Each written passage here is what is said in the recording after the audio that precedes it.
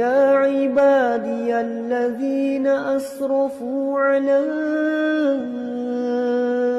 أنفسهم لا تقنطوا من رحمة الله. من يهده الله فلا مضل له ومن يضلل فلا هادي له. أشهد أن لا إله إلا الله وحده لا شريك له وأشهد أن محمدا عبده ورسوله لا نبي بعد أما بعد. يا أيها الذين آمنوا اتقوا الله حق تقاته ولا تموتن إلا وأنتم مسلمون. يا أيها الناس اتقوا ربكم الذي خلقكم من نفس واحدة وخلق منها زوجها وبث منهما رجالا كثيرا ونساء واتقوا الله الذي تساءلون به والأرحام إن الله كان عليكم رقيبا. يا أيها الذين آمنوا اتقوا الله وقولوا قولا سديدا يصلح لكم أعمالكم ويغفر لكم ذنوبكم ومن يطع الله ورسوله فقد فاز فوزا عظيما. أما بعد فإن أصدق الحديث كتاب الله وخير الهدي هدي محمد صلى الله عليه وسلم وشر الأمور محدثاتها فإن كل محدثة بدعة وكل بدعة ضلالة. Ikhwatul Islam, saudara kaum muslimin, para tetamu Allah rahimani wa rahimakumullah. Alhamdulillah, Allah Subhanahu wa taala kembali berikan kepada kita kesehatan, kesempatan, dan semoga dengan dua nikmat yang mulia ini kita bisa memanfaatkannya untuk selalu mencari ridha Allah Subhanahu wa taala. Karena memang Allah menciptakan manusia adalah semata-mata untuk beribadah kepada Allah Subhanahu wa taala. Sehingga Allah Subhanahu wa taala menyebutkan wa ma khalaqatul jinna wal insa illa liya'budun. Allah Subhanahu wa taala mengawali ayat ini dengan kalimat ma nafi wa ma khalaqatul jinna wal insa illa, kecuali, artinya tujuan pertama Allah ciptakan kita adalah untuk beribadah kepada Allah, bukan untuk melakukan hal-hal yang lainnya. Sehingga di dalam ayat yang lain Allah Subhanahu wa taala kembali ingatkan kepada kita bersama, afahasibtum annama khalaqnakum abatha wa annakum ilaina la turja'un fata'ala Allah. Apakah kalian mengira aku ciptakan kalian hanya untuk bermain saja, bersenda gurau, melakukan hal-hal yang tidak bermanfaat? Wa annakum ilaina la turja'un, dan kalian tidak akan kembali kepadaku. Fata'ala Allah. Tidak mungkin demikian, kata Allah Subhanahu wa taala. Artinya ikhwatul Islam, ketika Allah Subhanahu wa taala berikan kepada kita kesempatan, maka lakukanlah untuk beribadah kepada Allah. Ketika masih ada kesehatan, lakukanlah hal-hal yang bisa mendatangkan ridhonya Allah Subhanahu wa taala. Karena apabila kita mendatangkan dan mendapatkan ridhonya Allah Subhanahu wa taala, berarti kita kembali kepada hukum asal penciptaan, bahwa Allah menciptakan kita, tujuan pertama dan yang paling utama adalah untuk beribadah kepada Allah. Dan seorang muslim, mereka tidak akan menjadi seorang muslim yang bersyukur sampai mereka betul-betul beribadah kepada Allah Subhanahu wa taala. Sehingga dari sinilah Allah menggabungkan wa'buduhu washkurulah. Kalau kalian beribadah kepada Allah, bersyukur kalian kepada Allah Subhanahu wa taala. Karena ibadah dengan syukur dua hal yang tidak terpisahkan, dan itu jugalah doa yang selalu kita sampaikan dan doa yang selalu dibacakan oleh Nabi sallallahu alaihi wasallam, Allahumma a'inni ala zikrika wa syukrika wa husni ibadati. Allah menggabungkan antara syukur dengan ibadah, artinya kalau kita ingin menjadi hamba yang bersyukur, maka perbanyaklah beribadah kepada Allah Subhanahu wa taala. Kemudian salawat beriringkan salam semoga senantiasa tercurahkan berjunjungan alam Nabi kita yang mulia, uswah dan qudwah kita bersama, Muhammad bin Abdullah sallallahu alaihi wasallam. Rasulullah sallallahu alaihi wasallam adalah suri tauladan dalam kehidupan. Rasulullah sallallahu alaihi wasallam adalah contoh bagi kita bersama dalam segala urusan, terutama dalam urusan agama. Sehingga di dalam beragama, maka contoh kita bersama adalah Muhammad bin Abdullah sallallahu alaihi wasallam. Dan itu pula lah makna daripada firman Allah Subhanahu wa taala, laqad kana lakum fi rasulillahi uswatun hasanah. Sesungguhnya Nabi sallallahu alaihi wasallam adalah contoh yang hasanah bagi kalian. Dan seorang muslim, mereka harus tahu bagaimana kadar mereka harus mencintai Nabi sallallahu alaihi wasallam. Di antara bentuk mencintai Nabi adalah mencontoh Nabi sallallahu alaihi wasallam. Dan Allah Subhanahu wa taala menyebutkan sebuah kaedah di dalam Al-Quran, An-Nabiyyu awla bil mu'minina min anfusihim. Allah Subhanahu wa taala menyebutkan agar kita tahu bagaimana yang harus kita lakukan dan kewajiban kita kepada Nabi sallallahu alaihi wasallam. An-nabiyyu aula bil mu'minina min anfusihim. Sesungguhnya Nabi sallallahu alaihi wasallam aula bil mu'minin, lebih pantas dari seorang mukmin dibandingkan dengan diri mereka sendiri. Apa arti daripada ayat ini, ikhwatul Islam? Artinya, kalau seandainya kita ingin mencintai Nabi sallallahu alaihi wasallam, atau kita ingin mendahulukan Nabi sallallahu alaihi wasallam, menjadikan Nabi sebagai suri tauladan dalam kehidupan, maka Nabi sallallahu alaihi wasallam aula bil mu'minina min anfusihim. Nabi itu lebih pantas dibandingkan dengan seorang muslim, dibandingkan dengan diri mereka sendiri. Artinya mencintai Nabi sallallahu alaihi wasallam lebih lagi daripada mencintai diri sendiri. Apapun yang kita dahulukan untuk diri kita sendiri, maka didahulukan Nabi sallallahu alaihi wasallam. Dan itulah makna daripada ayat ini. An-nabiyyu aula bil mu'minina min anfusihim. Agar kita tahu, ternyata dikala kita ingin mencintai Nabi sallallahu alaihi wasallam, tidak semudah yang kita bayangkan. Mencintai Nabi sallallahu alaihi wasallam ada perjuangan, ada pengorbanan, ada yang harus kita lakukan, ada yang harus kita lebihkan, ada yang harus kita korbankan. An-nabiyyu aula bil mu'minina min anfusihim. Nabi itu lebih pantas bagi seorang mukmin dibandingkan dengan diri mereka sendiri. Artinya mencintai, kalau seorang muslim mencintai diri mereka, maka mereka wajib mencintai Nabi melebihi cinta mereka kepada diri mereka sendiri. Itulah makna daripada ayat ini. Sehingga mencintai Nabi, kita harus mengetahui Nabi, mempelajari Nabi, mengetahui agama yang dibawa oleh Nabi, mengetahui bagaimana perjuangan dan sejarah Nabi. Kita harus tahu semuanya agar kita betul-betul bisa mencintai Nabi kita yang mulia sallallahu alaihi wasallam. Sehingga mencintai Nabi tidak cukup dengan kata-kata saja, aku cinta Nabi. Karena apabila kita mengatakan aku cinta Nabi, semua kaum muslimin mudah mengucapkan kalimat-kalimat ini. Tapi cinta kepada Nabi sallallahu alaihi wasallam bukan hanya dengan sekedar kalimat saja. Iya, kita butuh mengungkapkan perasaan cinta kepada Nabi dengan kata-kata, tapi mengungkapkan perasaan cinta kepada Nabi melebihi daripada kata-kata tersebut. Dengan kata-kata semua orang bisa, tapi yang dibuktikan adalah dengan amalan dan perbuatan. Apa buktinya mereka mencintai Nabi sallallahu alaihi wasallam? Sudahkah mereka mempelajari Nabi, tentang Nabi, kehidupan Nabi, sejarah Nabi? Sudahkah mereka membolak-balik hadis-hadis yang berbicara tentang Nabi sallallahu alaihi wasallam? Sudahkah mereka mengetahui sifat-sifat Nabi? Sudahkah mereka mengetahui apa yang Nabi suka, apa yang Nabi tidak suka? Itu baru mencintai Nabi sallallahu alaihi wasallam. Karena dengan mencintai Nabi, dengan mengetahui Nabi, maka akan semakin tumbuh benih-benih cinta di dalam jiwa dan raga, sehingga cinta kepada Nabi sallallahu alaihi wasallam betul-betul cinta yang diridai oleh Allah Subhanahu wa taala, dan cinta yang diterima oleh baginda Nabi yang mulia sallallahu alaihi wasallam. Karena banyak orang yang mencintai nabinya, tapi Nabi tidak banyak mencintai orang yang mencintai dirinya. Itu merupakan poin yang harus kita ketahui. Sehingga Imam Ibnu Katsir rahimahullah, Imam Ibnu Katsir di dalam tafsirnya menyebutkan, laisa sya'nu an tuhib, walakinna sya'na an tuhab. Permasalahannya bukan bagaimana kalian mencintai Nabi sallallahu alaihi wasallam, tapi permasalahannya adalah bagaimana supaya kalian dicintai oleh Nabi sallallahu alaihi wasallam. Kalau masalah mencintai Nabi, semua orang mencintai Nabi sallallahu alaihi wasallam. Bahkan yang bukan muslim pun mereka mencintai Nabi sallallahu alaihi wasallam. Dikala mereka mengetahui tentang sejarah Nabi, mempelajari Nabi, mereka juga mencintai Nabi. Tapi apakah cinta mereka kepada Nabi ada manfaatnya? Tidak ada. Makanya masalahnya itu ikhwatul Islam, laisa sya'nu an tuhib.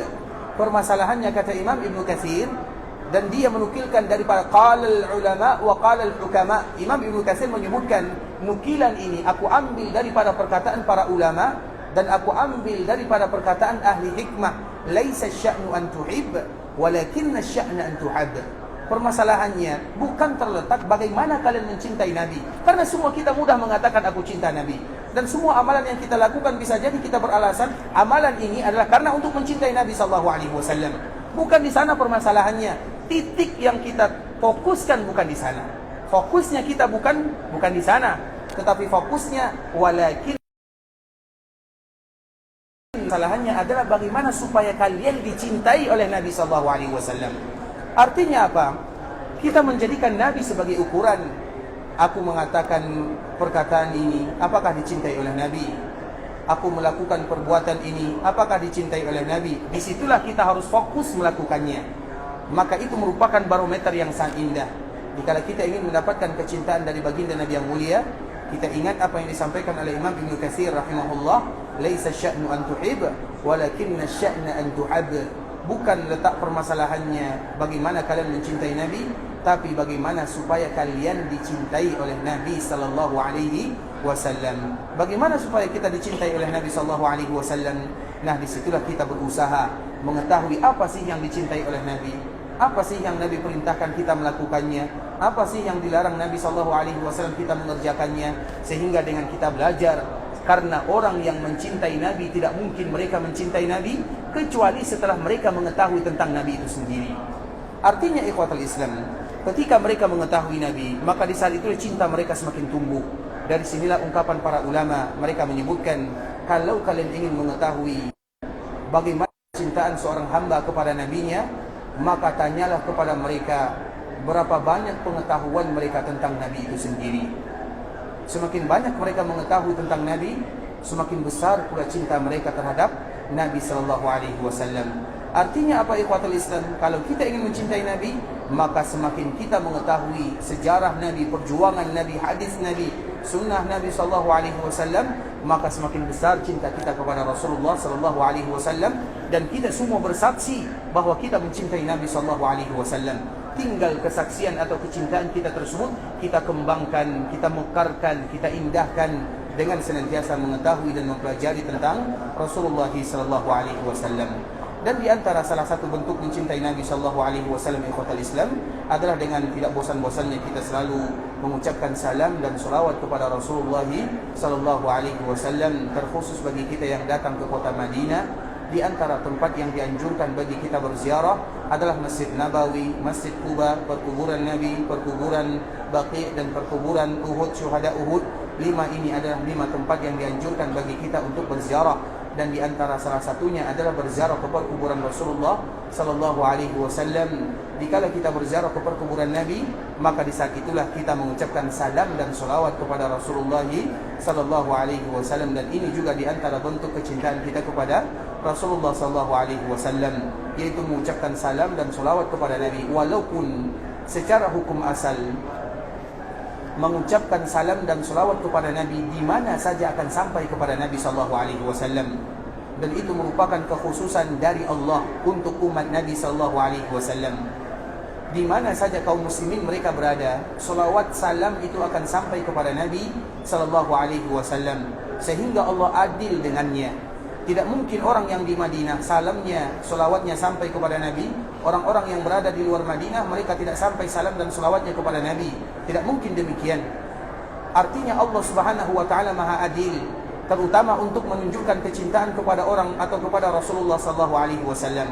Bisa jadi orang yang tinggal jauh dari kota Madinah, mereka yang selalu mengucapkan salam dan selawat kepada Rasulullah sallallahu alaihi wasallam lebih diterima oleh Allah Subhanahu wa taala dibandingkan dengan mereka yang mungkin dekat dengan Nabi sallallahu alaihi wasallam. Artinya jarak itu tidak terlalu menentukan salam dan selawat itu sampai kepada Nabi sallallahu alaihi wasallam.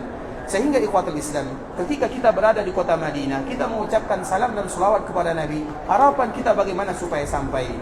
Orang-orang yang ada di luar Madinah, dikala mereka mengucapkan salam dan selawat kepada Nabi, supaya juga sampai ke sana. Karena memang cucu Nabi sendiri menyebutkan, cucu Nabi dari jalur Hasan dan juga dari jalur Husain, diriwayatkan dari 2 jalur ini, mereka sama-sama menyebutkan, apa kata ungkapan yang sangat indah, ma anta wa man bil Andalus illa sawa.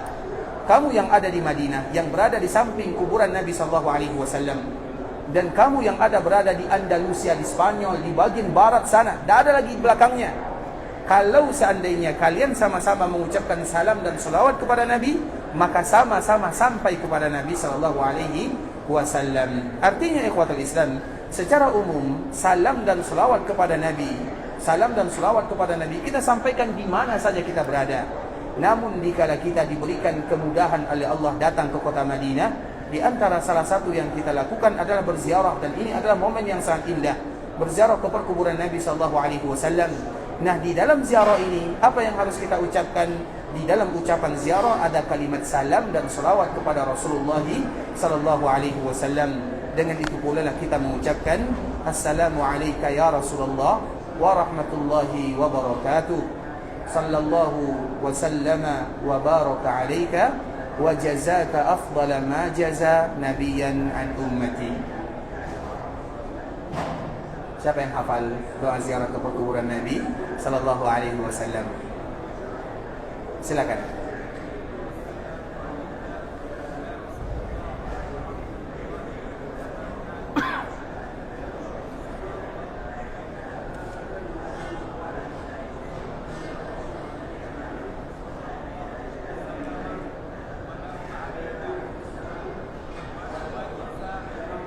Wa jazaka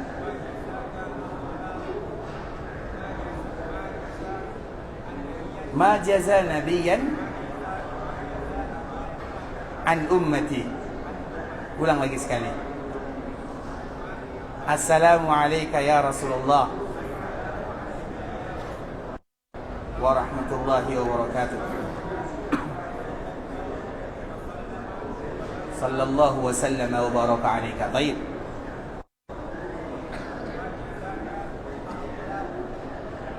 Ma jaza nabiyan an ummati wa jazaka afdala ma jaza nabiyan an ummati. Artinya, insyaallah, silakan nak, insyaallah, barakallahu fiik.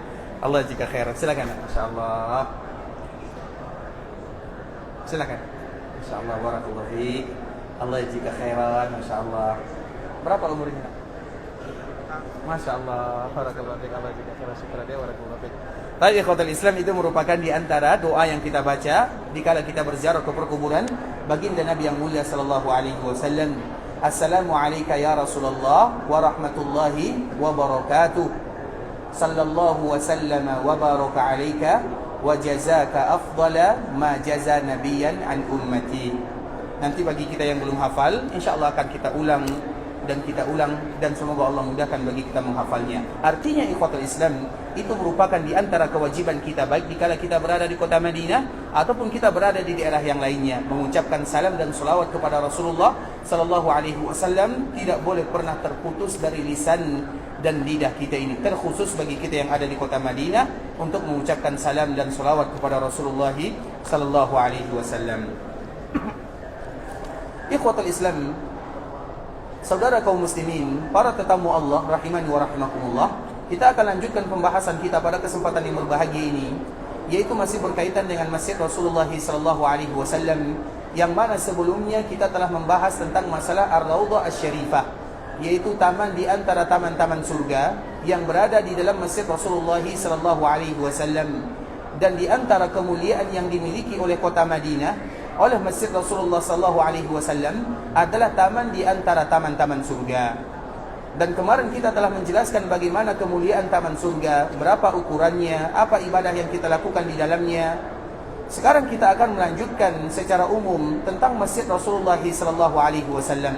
Walaupun kita mengetahui secara umum ikhwatul Islam bagaimana kemuliaan yang dimiliki oleh Masjid Madinah atau Masjid Rasulullah sallallahu alaihi wasallam. Masjid Rasulullah sallallahu alaihi wasallam memiliki keutamaan yang sangat mulia. Masjid Rasulullah sallallahu alaihi wasallam itu ikhwatul Islam mulia, dan orang-orang yang ada di sekitar Masjid Rasulullah sallallahu alaihi wasallam juga menjadi orang-orang yang sangat mulia. Itu merupakan di antara poin pertama yang harus kita ketahui dan yang harus kita pahami, bahwa Masjid Nabawi, di antara salah satu keutamaan Masjid Nabawi, Allah Subhanahu wa taala memuliakan Masjid Nabawi sebagaimana pula Allah Subhanahu wa taala memuliakan penduduk Masjid Nabawi itu sendiri. Kenapa demikian ikhwatul Islam?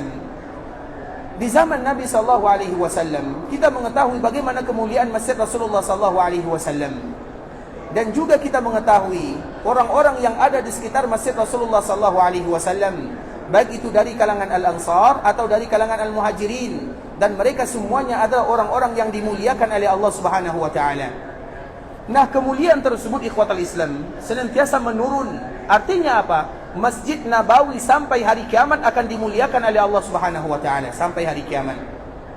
Begitu juga kemuliaan yang dimiliki oleh orang-orang yang menjadi penduduk Masjid Nabawi atau orang-orang Madinah secara umum juga dimuliakan oleh Allah Subhanahu wa taala. Mengapa demikian? Yang pertama ikhwatul Islam, di dalam sebuah hadis disampaikan oleh Nabi sallallahu alaihi wasallam, dan ini adalah untuk kita yang berada di kota Madinah agar kita tahu apa kewajiban yang harus kita lakukan di samping kita memuliakan masjid Rasulullah SAW, kita juga dituntut untuk memuliakan orang yang telah dimuliakan oleh Rasulullah SAW. Karena tidak mungkin masjidnya mulia, kemudian orang-orangnya tidak mulia. Tidak mungkin tanahnya menjadi tanah yang diharamkan oleh Allah Azza wa Jal, kemudian tidak ada kelebihan yang Allah Subhanahu wa Ta'ala berikan kepada penduduknya. Tidak mungkin demikian. Secara umum ikhwatal Islam, Madinah secara umum, Madinah itu adalah kota Al-Mahfudhah. Madinah itu banyak sekali namanya. Di antara nama kota Madinah adalah Tanah Haram, Al-Madinah, Tabah, Tibah, kota yang dijaga atau Al-Mahfudhah, Al-Habibah, Akalatul Qura, Baitul Ilmi, Darul Iman, Darul Abrar, Darul Akhyar. Itu semuanya adalah nama di antara nama-nama yang ada untuk kota Madinah. Karena memang kota Madinah memiliki lebih daripada 94 nama. Atau dalam riwayat yang lain disebutkan, Madinah itu memiliki 95 nama. Dan setiap nama dari kota Madinah memiliki makna dari nama tersebut. Dan di antara tradisi bahasa Arab, semakin banyak bahasa yang digunakan untuk menyebutkan suatu ungkapan, menunjukkan suatu benda tersebut memiliki makna yang luar biasa. Salah satunya adalah kota Madinah. Kalau seandainya Madinah memiliki banyak nama, artinya setiap nama dari kota Madinah ada sebabnya. Kenapa Madinah disebut dengan Al-Madinah? Kenapa Madinah disebut dengan Darul Iman? Kenapa Madinah disebut dengan Al-Mahfudhah? Kenapa Madinah disebut dengan Darul Abrar? Kenapa Madinah disebut dengan Dasti?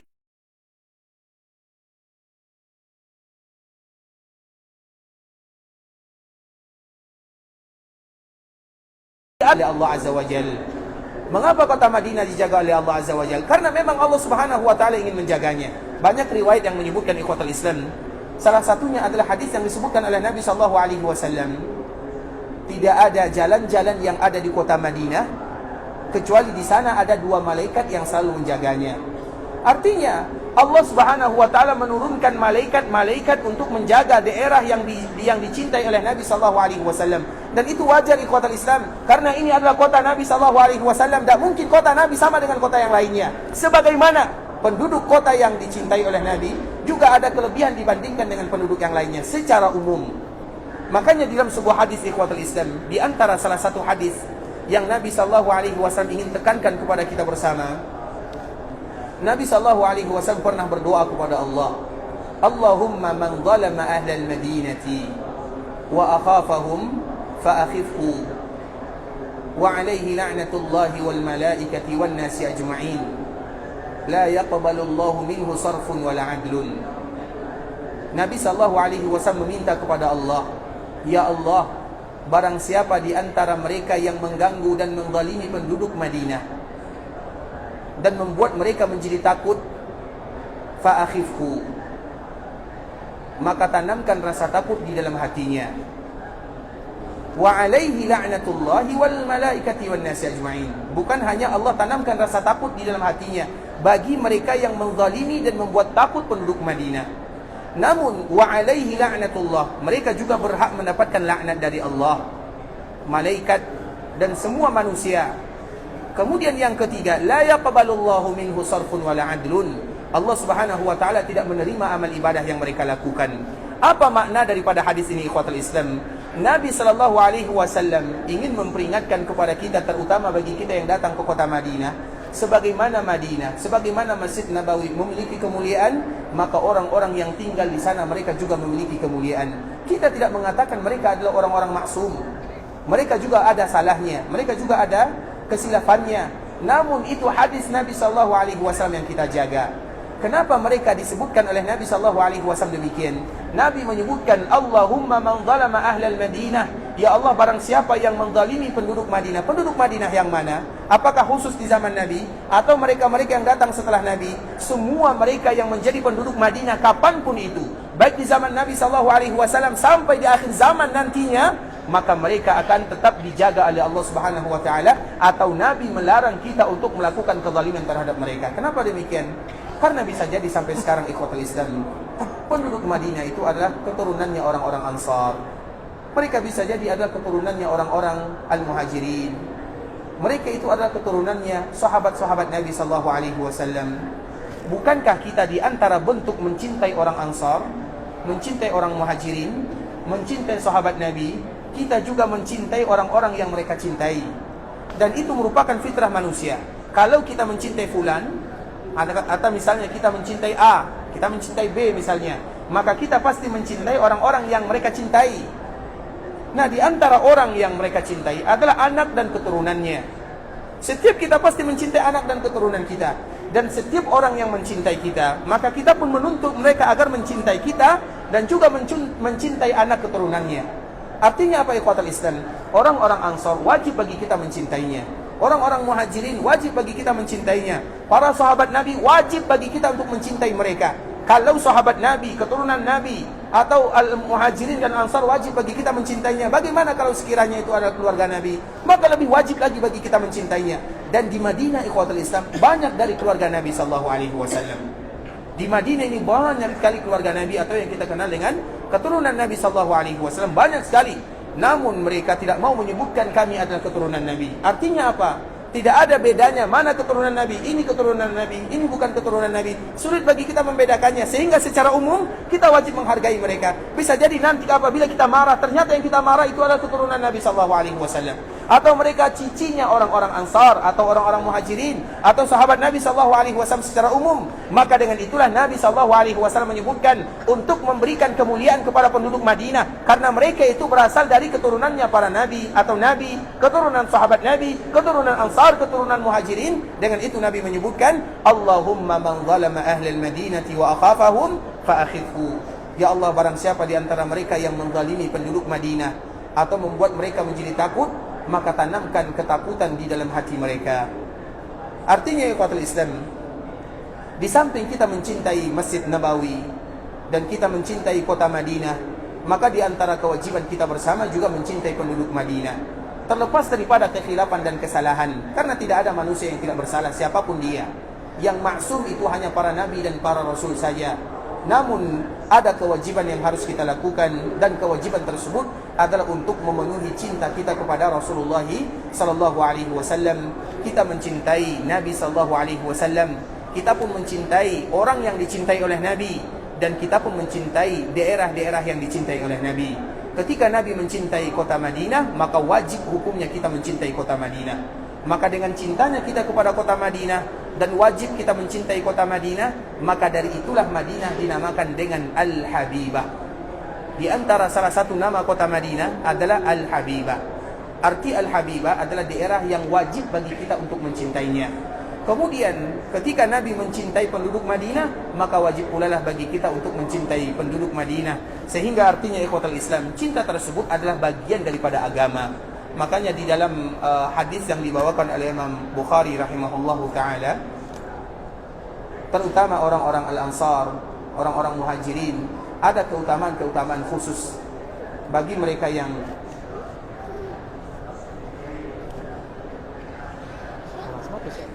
هذا ثلاثة افتح هذا ثلاثة الآن روح الحلقة.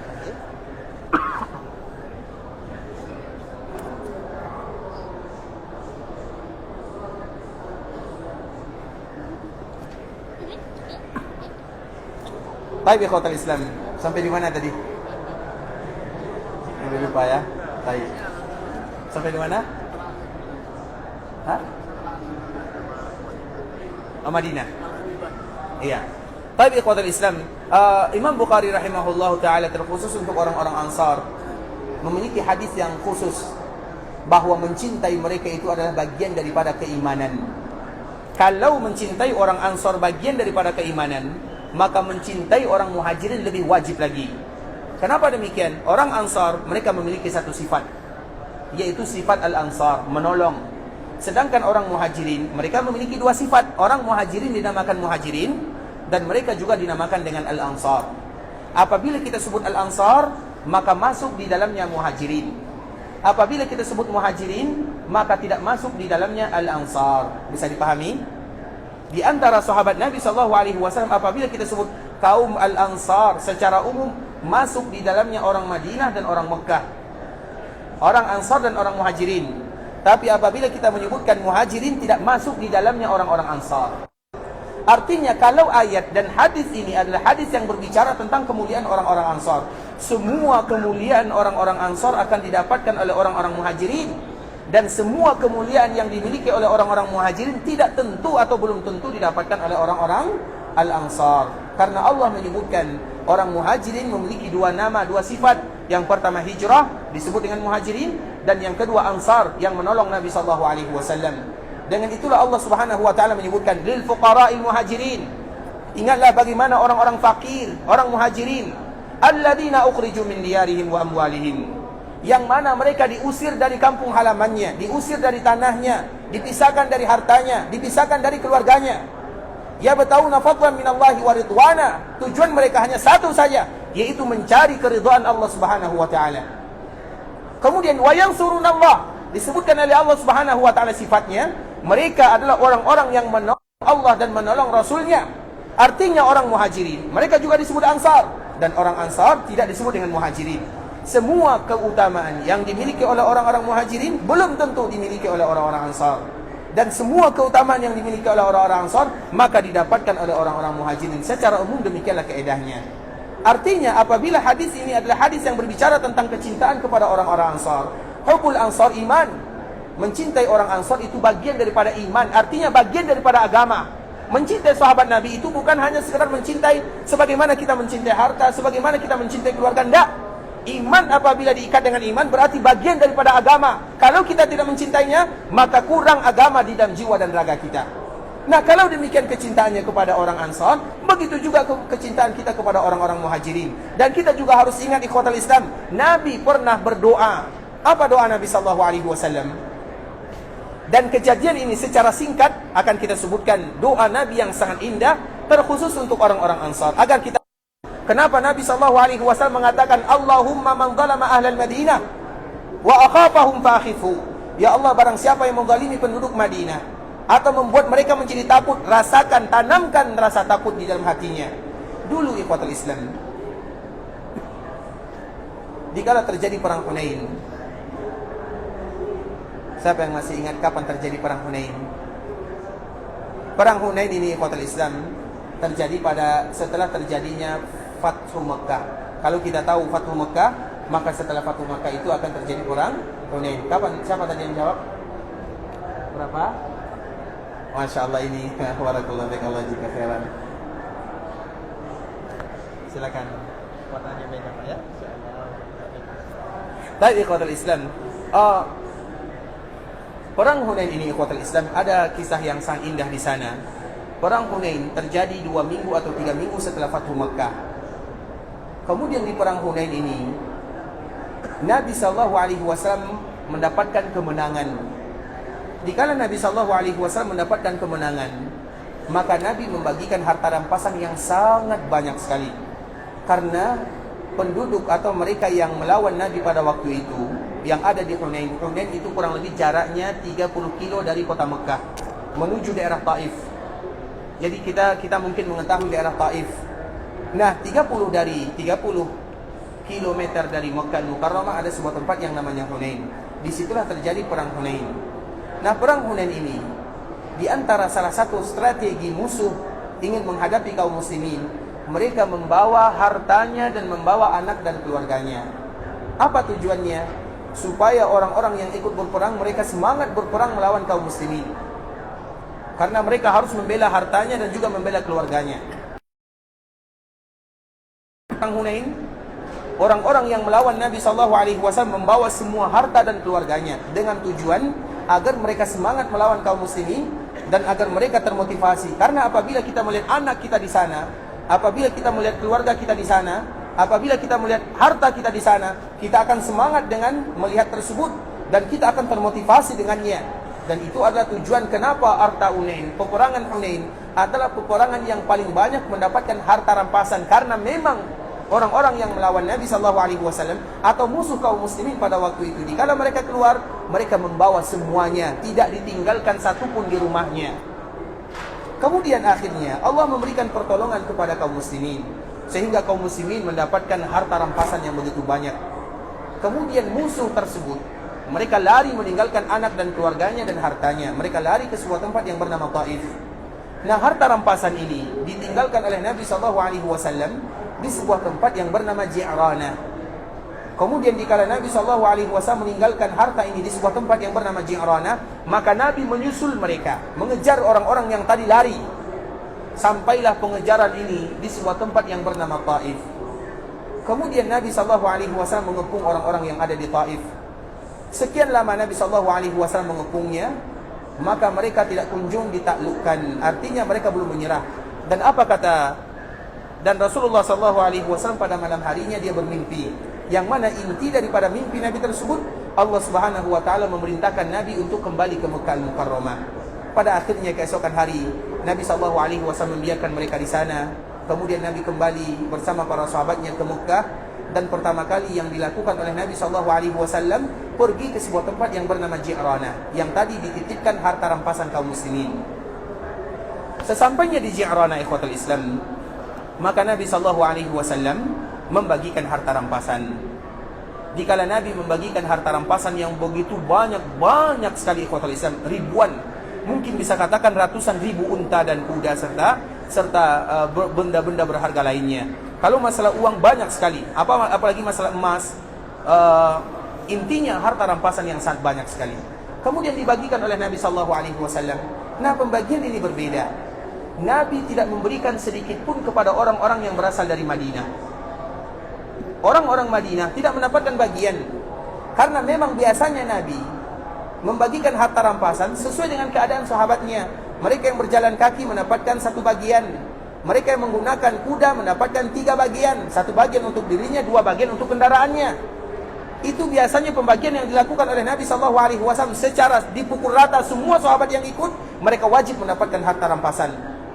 Kemudian tiba-tiba dikala terjadi perang Hunain, maka penduduk Madinah mereka tidak mendapatkan sedikit pun. Jangankan 1 ekor kuda, 1 ekor kambing pun mereka tidak mendapatkannya. Jangankan ratusan dirham dan dinar, 1 dinar pun mereka tidak mendapatkannya. Padahal mereka datang jauh-jauh dari kota Madinah menuju Makkah Al-Mukarramah, jalan kaki bersama Nabi SAW. Jumlah mereka kurang lebih 12.000 atau 14.000. Kemudian dikala mereka berjalan kaki, mereka berjuang bersama Nabi. Kemudian dari Makkah mereka menuju Hunain, mereka juga berjuang bersama Nabi SAW. Kemudian dikala terjadi Fatu Makkah, orang-orang Makkah baru saja mereka masuk Islam. Dan yang ikut dalam perang Hunain itu, terutama bagi mereka yang masuk dalam agama Islam, hanya 2.000 atau 3.000 orang saja yang ikut. Sisanya semuanya berasal dari Madinah. Karena setiap peperangan yang diikutkan atau yang dilakukan oleh Nabi, kebanyakan yang ikut itu pasti dari penduduk Madinah. Kebanyakan atau rata-rata peperangan yang dilakukan oleh Nabi SAW didomisili oleh orang-orang Madinah. Seperti misalnya, dikala terjadi perang Badar, berapa jumlah sahabat Nabi yang berasal dari Muhajirin? Sedikit sekali, ikhwatul Islam. Jumlah perang Badar para sahabat Nabi berapa jumlahnya? Berkisar antara 313 orang sampai 319 orang. Itu jumlah sahabat Nabi SAW secara umum. Berapa orang yang berasal dari Muhajirin? Kurang lebih hanya 60 orang saja. Sisanya dari mana? Dari kota Madinah. Kemudian dikala terjadi perang Uhud, demikian juga keadaannya. Dikala terjadi perang Khandaq, artinya apa, ikhwatul Islam? Setiap peperangan itu, yang paling banyak sahabat Nabi SAW berasal dari Madinah. Karena memang orang Madinah adalah orang yang paling mudah masuk ke dalam agama Islam. Sebelum orang-orang Mekah secara umum, Mekah itu baru semuanya masuk ke dalam agama Islam dikala terjadi Fatu Mekah. Sebelum terjadi Fatu Mekah, maka Nabi dikawali. Maka Nabi SAW diikuti oleh orang-orang Madinah. Artinya setiap peperangan itu, ikhwatul Islam, lebih banyak penduduk Madinah dibandingkan dengan penduduk Mekah sampai terjadinya Fatu Mekah. Dikala terjadi Fatu Mekah, maka baru orang-orang Mekah masuk ke dalam agama Islam. Kemudian mereka ikut bersama Nabi SAW dan berjuang bersama Nabi. Nah, intinya begitu juga dikala terjadi perang Hunain. Berapa orang Mekah? Cuma 2.000 saja. Penduduk Madinah berapa jumlahnya? Kurang lebih 14.000. Nah, 2.000 ini yang berasal dari Makkah Al-Mukarramah, yang baru saja mereka masuk ke dalam agama Islam, mereka semuanya mendapatkan harta rampasan yang begitu banyak. Yang tadi telah kita sebutkan. Karena orang-orang Hunain, suku Hawazin, suku Thaqif, adalah suku-suku yang bersekutu dengan suku-suku yang ada di sekitar Madinah. Mereka mensyaratkan setiap kita yang ingin melawan kaum muslimin harus membawa semuanya, tidak boleh ditinggalkan di rumahnya. Dengan tujuan kita akan semangat, dan tujuan yang kedua, kalau seandainya kita kalah, kita akan lari membawa semuanya. Tapi ternyata mereka tidak bisa membawa harta bendanya, dan Nabi mendapatkan harta rampasan yang begitu banyak. Hanya saja harta rampasan ini semuanya dibagikan kepada penduduk Mekah, tidak dibagikan kepada penduduk Madinah, atau tidak dibagikan kepada orang-orang Ansar. Sehingga dikala tidak dibagikan kepada orang Ansar, kemudian dibagikan kepada penduduk Mekah, maka mereka mendapatkan jatah yang begitu banyak. Mungkin biasanya mereka mendapatkan 1 ekor unta, 2 ekor unta. Sekarang mereka mendapatkan 100 ekor unta, 200 ekor unta, 300 ekor unta. Coba bayangkan bagaimana harta rampasan yang begitu banyak. Anggap saja satu penduduk Madinah, satu penduduk Mekah yang mereka ikut bersama Nabi 2000 orang. Satu orang mendapatkan 100 ekor unta atau 50 ekor unta. Berapa unta yang didapatkan oleh Nabi dikala terjadi harta rampasan tersebut? Banyak sekali ikhwatul Islam. Dan unta itu dari dulu sampai sekarang adalah harta yang berharga. Makanya selalu kami menyebutkan unta itu ikhwatul Islam. Unta-unta yang kita lihat di luar, yang kita mungkin kita berziarah, itu unta-unta biasa. Harga-harga 10.000, harga 15.000, maksimal harganya 25.000. Tapi harta unta tersebut ikhwatul Islam, unta bagi orang Arab itu betul-betul bernilai banyak sekali. Makanya selalu kami menyebutkan ada unta itu harganya 1 juta rial. Maksudnya 1 juta rial, artinya betul-betul harga yang fantastis. Dan unta itu makanya Nabi SAW menyebutkan, la an yahdiyallahu bika rajulan wahidan khairul laka min humurin ni'am. Kalau seandainya ada salah seorang yang mendapatkan petunjuk gara-gara dirimu, lebih baik daripada melihat atau daripada unta merah. Unta merah sampai sekarang mungkin tidak ada di antara kaum muslimin yang menyaksikannya. Unta putih saja mungkin jarang di antara kita menyaksikannya. Apalagi kalau itu adalah unta merah. Kalau unta putih saja harganya 1 juta, bisa jadi unta merah itu harganya 3 juta rial, artinya harga yang sangat mahal sekali. Nah, kemudian unta ini banyak didapatkan oleh penduduk Madinah atau penduduk Mekah. Bagaimana dengan penduduk Madinah? Mereka tidak mendapatkannya. Mereka hanya bisa memperhatikan harta rampasan dibagikan kepada penduduk Makkah Al-Mukarramah. Maka wajar kalau seandainya penduduk Madinah sedih. Wajar mereka bersedih ikhwatul Islam. Dan mereka pun mulai menunjukkan kesedihannya. Mereka tidak berani mengatakan kepada Nabi SAW, karena kita tahu di antara sifat sahabat Nabi, mereka tidak mungkin bertanya kepada Nabi, ya Rasulullah, kenapa engkau berikan mereka, engkau tidak berikan kepada kami? Padahal sudah jelas sebenarnya ada hak mereka di dalamnya. Tapi karena para sahabat Nabi itu adalah orang-orang yang kita tahu mereka itu adalah muridnya Nabi SAW. Tujuan mereka bersama Nabi bukan untuk dunia, terutama orang-orang Ansar. Tujuan mereka itu adalah betul-betul ingin menolong Nabi. Sehingga mereka tidak mungkin bertanya kepada Nabi SAW. Namun dikala ada raut muka yang berbeda, itu adalah sesuatu yang biasa. Kemudian akhirnya Nabi SAW mendengarkan isu kabar yang beredar, menangkap bahasa tubuh mereka. Maka Nabi mengumpulkan orang-orang Ansar. Perkumpulan ini adalah perkumpulan yang sangat indah, di mana tidak boleh berkumpul kecuali sahabat yang berasal dari Ansar. Nah, dikala Nabi mengumpulkan mereka, disitulah akan kita lihat bagaimana sayangnya Nabi kepada orang-orang Ansar dan kepada penduduk Madinah. Agar kita tahu hadis yang tadi kita bacakan dari mana asal muasalnya. Ketika Nabi SAW mengumpulkan mereka ini ikhwatul Islam, maka Nabi SAW menyebutkan, wahai orang-orang Madinah, aku mendengarkan ada isu, ada kabar yang beredar seperti ini dan seperti itu. Ada kabar yang beredar dan orang-orang Madinah mengatakan, iya ya Rasulullah. Kemudian Nabi SAW pun memberikan nasihat yang begitu panjang. Yang di akhir cerita, apa kata Nabi SAW?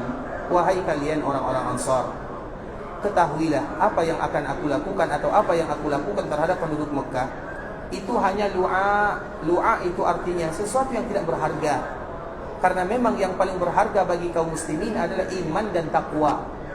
Itu adalah sesuatu yang berharga bagi kaum muslimin. Dan Nabi ingin mengajarkan orang-orang Ansar, harta yang dibagikan kepada orang-orang Mekah, mereka itu adalah orang-orang yang butuh dibagikan harta pada waktu itu, karena mereka baru saja masuk ke dalam agama Islam. Dan memang di antara tradisi dan cara Nabi untuk mengokohkan seorang muslim dikala mereka berada di atas imannya adalah dengan sedikit memberikan harta kepada mereka. Bahkan sampai sekarang kita pun juga melakukan yang demikian. Apabila ada saudara kita yang baru saja masuk Islam, yang baru saja, bukan yang sudah lama. Apabila ada saudara kita yang baru saja masuk Islam, maka kita tolong mereka dengan harta yang kita punya. Atau apabila ada di antara Mereka tahu Nabi SAW. Mereka tahu sifat Nabi. Mereka tahu bagaimana keadaan Nabi, keindahan Nabi, tutur kata Nabi, akhlak Nabi, mulianya Nabi. Mereka tahu semuanya. Tetapi kenapa mereka tidak beriman kepada Nabi SAW? Itulah yang namanya hidayah. Sedangkan orang Mekah yang jauh jaraknya dari kampung Nabi SAW, tanpa melihat Nabi, mereka sudah beriman kepada Nabi SAW. Bukankah kita selalu mengatakan dikala Nabi datang ke kota Madinah, orang-orang Madinah tidak kenal dengan Nabi, kecuali mereka yang pernah berjumpa dengan Nabi dikala terjadi Bai'at Aqabah yang pertama dan Bai'at Aqabah yang kedua. Mereka itulah yang kenal dengan Nabi SAW. Sehingga dikala Nabi datang ke kota Madinah, dan ini selalu yang kami sampaikan di kota Islam, Nabi datang ke kota Madinah, mulai dari Mekah menuju Madinah, Nabi berjalan bersama sahabat Abu Bakar As-Siddiq radhiyallahu ta'ala anhu. Di perjalanan mereka bertemu dengan salah seorang sahabat yang bernama Zubair bin Awam. Zubair ini ikhwatul Islam, dikala melihat Nabi dan Abu Bakar, dia menghadiahkan pakaian dan Abu Bakar. Artinya, pakaian Nabi dan Abu Bakar diberikan pakaian yang berwarna putih.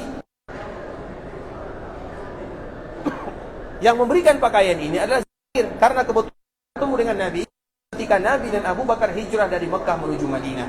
Sehingga sesampainya Nabi dan Abu Bakar di kota Madinah, Nabi dan Abu Bakar sudah memakai pakaian yang berwarna putih. Siapa yang memberikan kepada Nabi dan Abu Bakar? Zubair bin Awam. Zubair ini adalah menantunya Abu Bakar As-Siddiq radhiyallahu.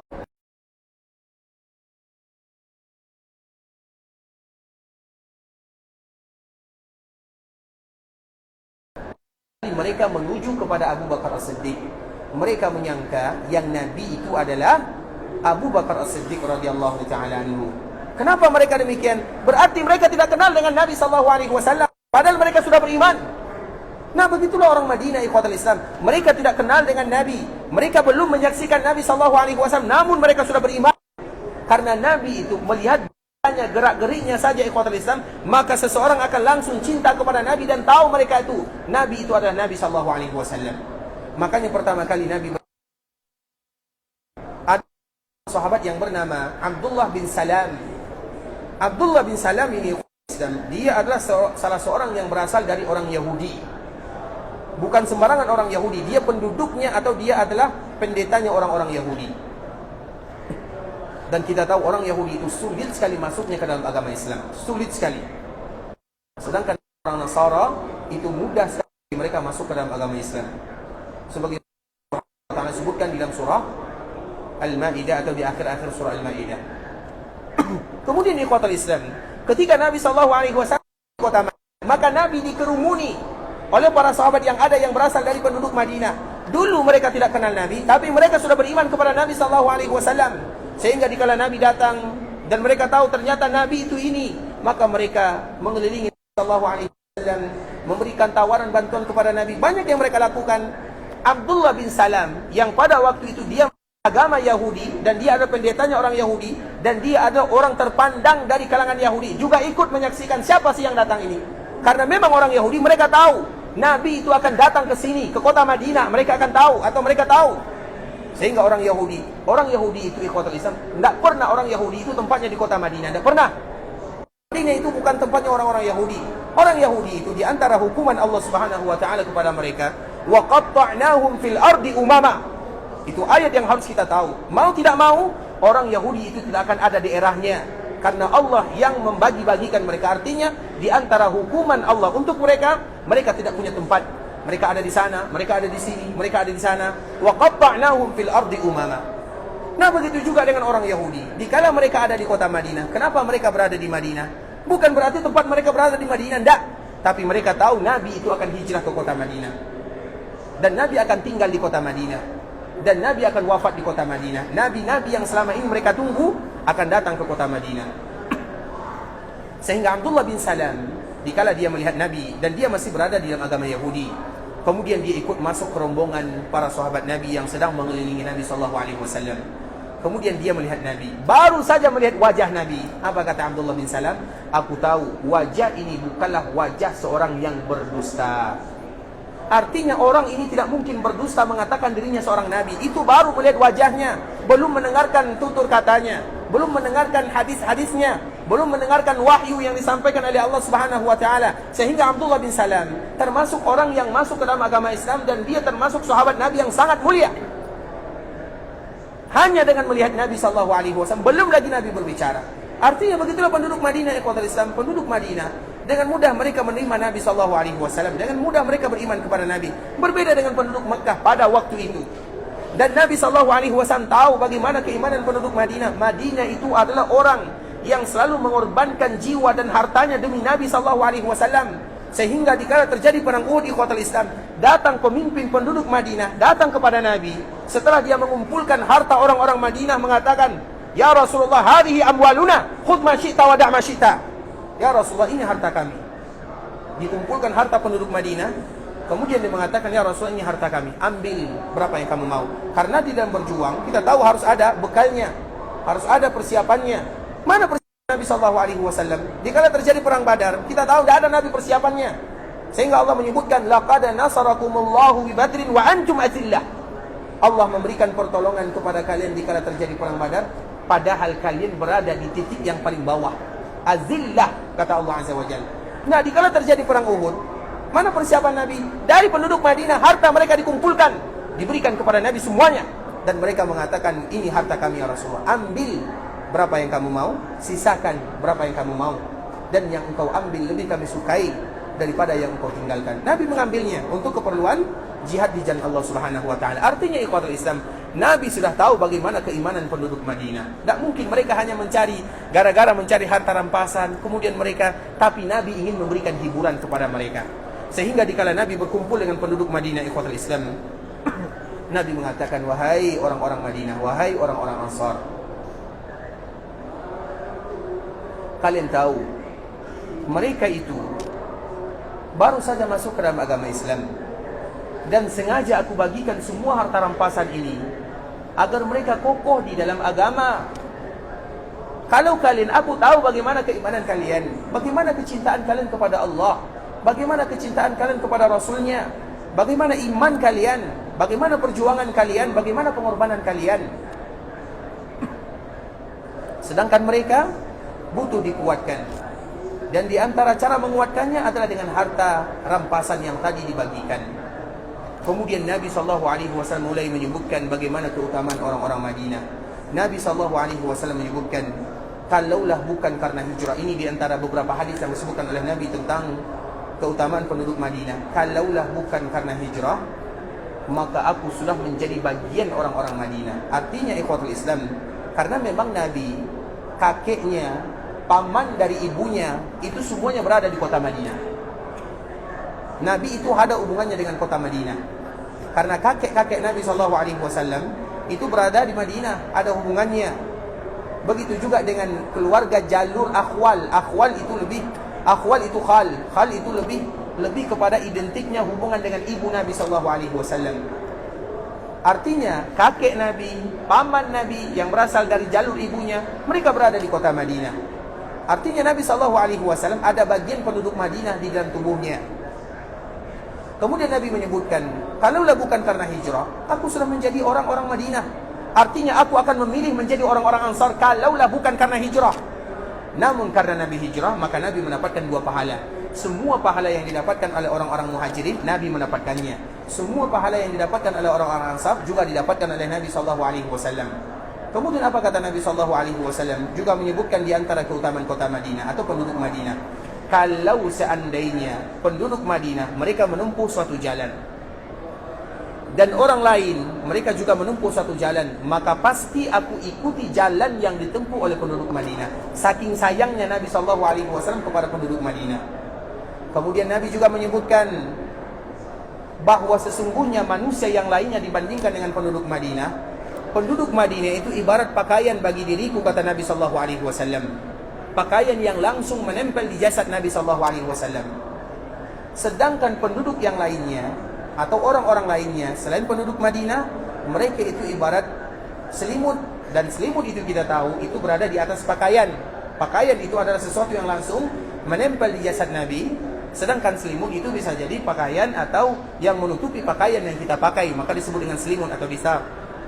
Artinya ikhwatul Islam, begitulah kedekatan. Itu adalah gambaran, itu bahasa yang dipakai oleh Nabi untuk memberikan hiburan kepada penduduk Madinah, bahwa Nabi tidak pernah meninggalkan orang-orang Madinah. Nabi tidak pernah lupa kepada penduduk Madinah, dan Nabi tidak pernah menghilangkan jasa-jasa orang-orang penduduk Madinah yang pernah dilakukan kepada Nabi sallallahu alaihi wasallam. Kemudian ini adalah kalimat terakhir yang sangat indah dari Nabi sallallahu alaihi wasallam.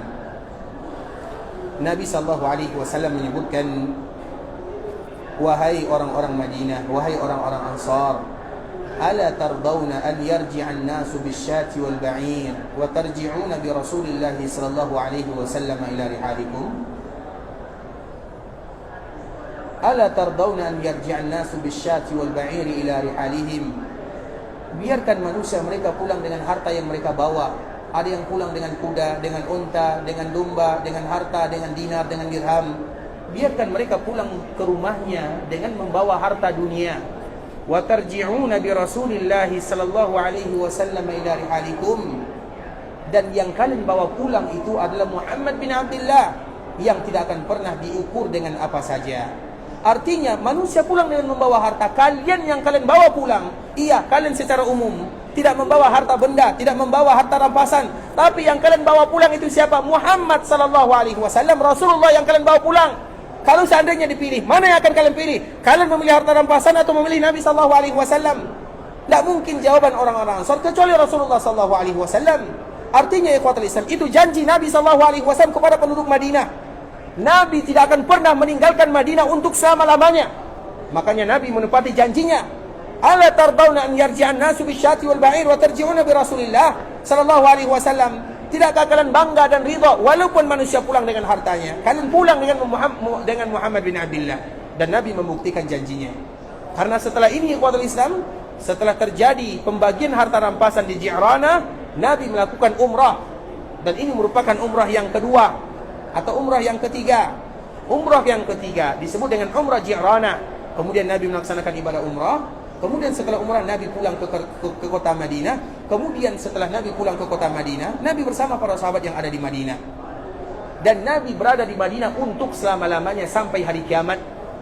Dan itu merupakan kemuliaan untuk penduduk Madinah, bahwa setiap kali mereka ada di Madinah, maka mereka menjadi tetangga Rasulullah sallallahu alaihi wasallam. Kemudian apa lagi yang mereka dapatkan? Kemudian setelah Nabi menyampaikan kalimat-kalimat yang berharga tadi ikhwatul Islam, maka ada doa Nabi. Doa Nabi inilah yang menyambung dengan doa yang tadi telah kita sebutkan. Mengapa kita harus mencintai penduduk Madinah? Sebagaimana kita mencintai Nabi, kita mencintai masjid Nabi, kita juga mencintai penduduk Nabi. Karena ada hadis, ada doa Nabi sallallahu alaihi wasallam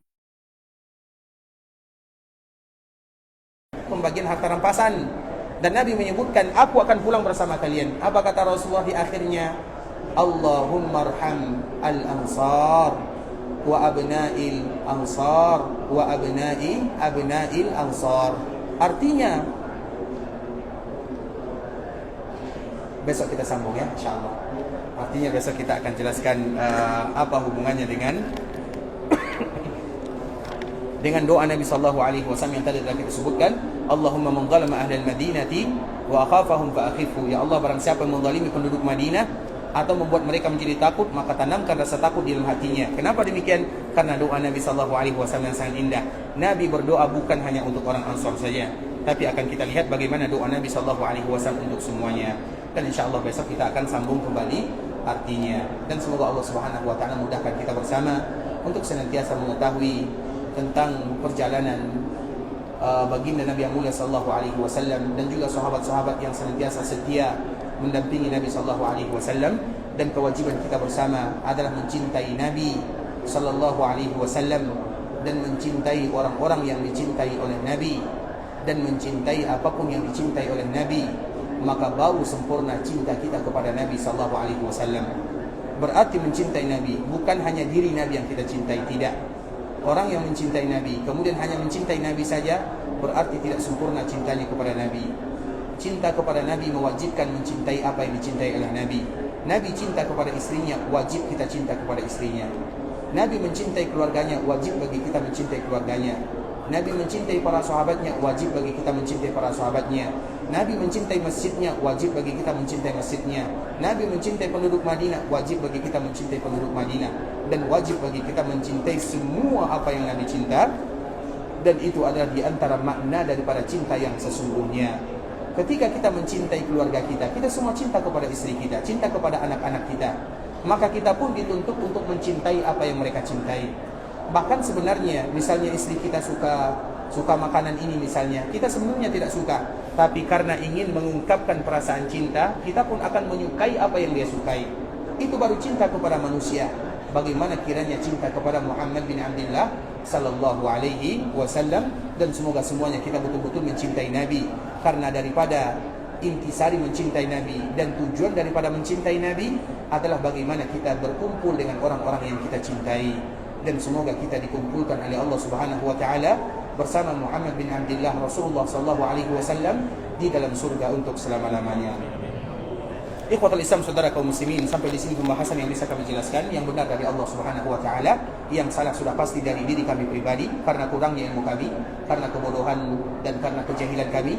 Kami mohon dimaafkan kalau ada kata-kata bahasa yang kurang tepat, bahasa yang kurang bagus kami di dalam menyampaikannya. Dan semoga Allah senantiasa memberikan kepada kita kesehatan selama kita berada di kota Madinah, karena Madinah adalah tempat yang paling indah untuk beribadah kepada Allah Subhanahu wa taala, dan manfaatkanlah momen tersebut untuk beribadah.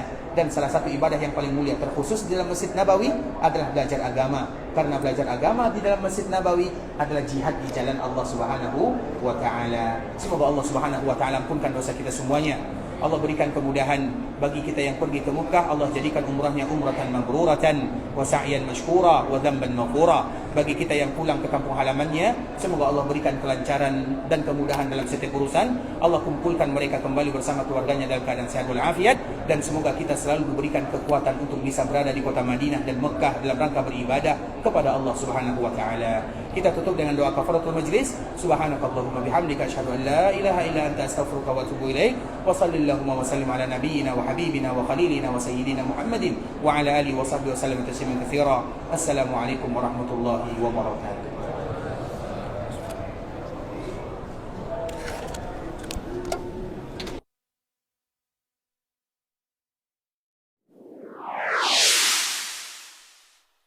قل يا عبادي الذين أسرفوا على